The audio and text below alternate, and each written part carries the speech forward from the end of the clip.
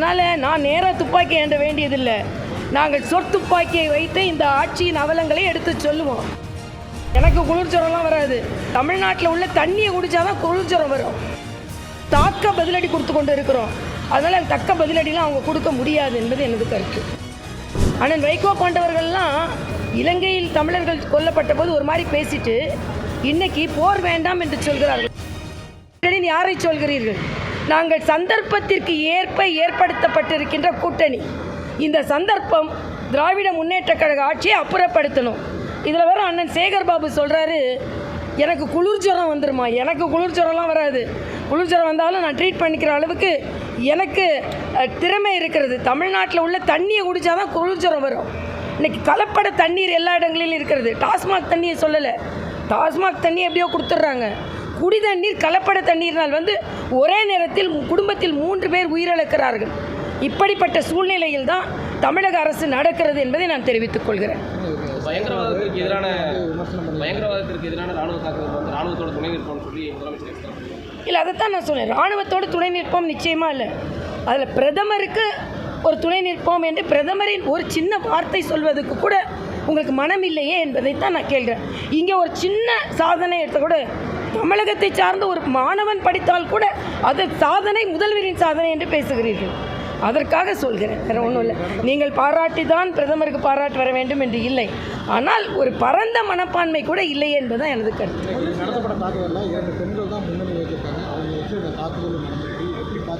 இதைத்தான் மரியாதைக்குரிய பாரத பிரதமர் அவர்கள் பெண்களுக்கு எந்த அளவிற்கு முக்கியத்துவம் கொடுக்கிறார் என்று எனக்கு பெருமையாக இருந்தது. இன்று இராணுவ நடவடிக்கையை மக்களுக்கு எடுத்து சொல்வது பெண் அதிகாரிகள் இருந்து பெண்ணை புலியை முரத்தால் அடித்து விரட்டிய பெண்ணினம் உள்ள தமிழகத்தை சார்ந்த நாங்கள் அதை பார்த்து பெருமைப்படுகிறோம்.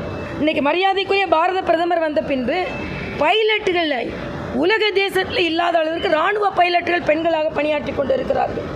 ஆக பெண்கள் கூட பயப்படாமல் இராணுவத்தில் பணியாற்ற முடியும் என்பதை உறுதியாக நம் பாரத பிரதமர் வழிநடத்தி கொண்டிருக்கிறார் என்ற வகையில் பெருமை.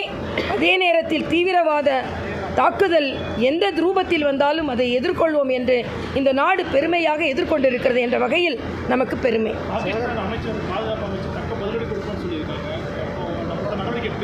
தக்க பதிலடினா தீவிரவாதத்திற்கு நாம் பதிலடி கொடுத்து விட்டோம்.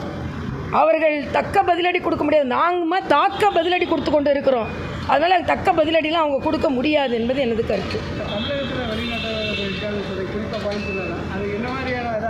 இல்லை, அதைத்தான் தமிழக அரசு சிகிச்சைக்கு வந்தவங்களை நீங்கள் வெளியேற்றுவதா, உங்களுக்கு மனிதாபிமானம் இல்லையா என்று கேட்கிறார்கள்.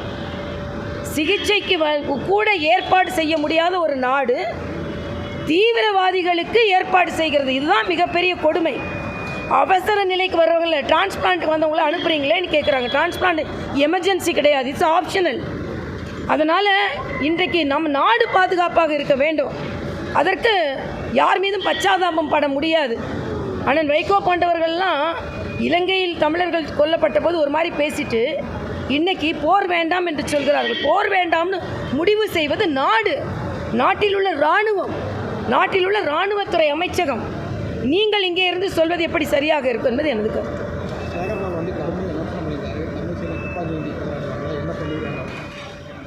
இரும்பு கரம் கொண்டு முதல்ல அதை அடக்குவார். ஏன் இவ்வளோ கடுமையான விவாதம்? தமிழிசை துப்பாக்கி ஏந்து போராடுவாரோன்னா தமிழிசை துப்பாக்கி ஏந்தல. தமிழ்நாட்டு இங்கே இந்திய பெண்கள் துப்பாக்கி ஏறி போராடி கொண்டிருப்பதை நாம் பார்த்து கொண்டு தான் இருக்கிறோம்.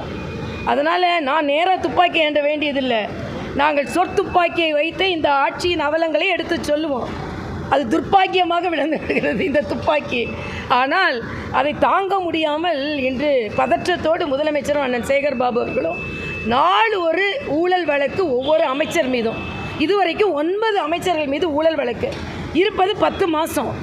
ஒரு அமைச்சரோட ஊழல் வழக்கை 1 மாதம் நடத்தினா கூட அவங்களுக்கு நேரம் அதில் சரியாக போகும். முதலில் அதை சரி செய்ய சொல்லுங்கள்.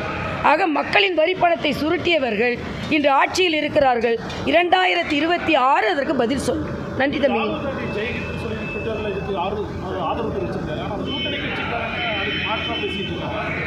இல்லை, அதாவது ராகுல் காந்தியோ அண்ணன் ஸ்டாலினோ இன்றைய நேரத்தில் பாரத தேசத்து கூட நிற்கணும். மாற்று கருத்தை கார்கே போன்றவர்களெல்லாம் காஷ்மீரை பற்றி மாற்று கருத்தை சொல்வதெல்லாம் வன்மையாக கண்டிக்கத்தக்கது.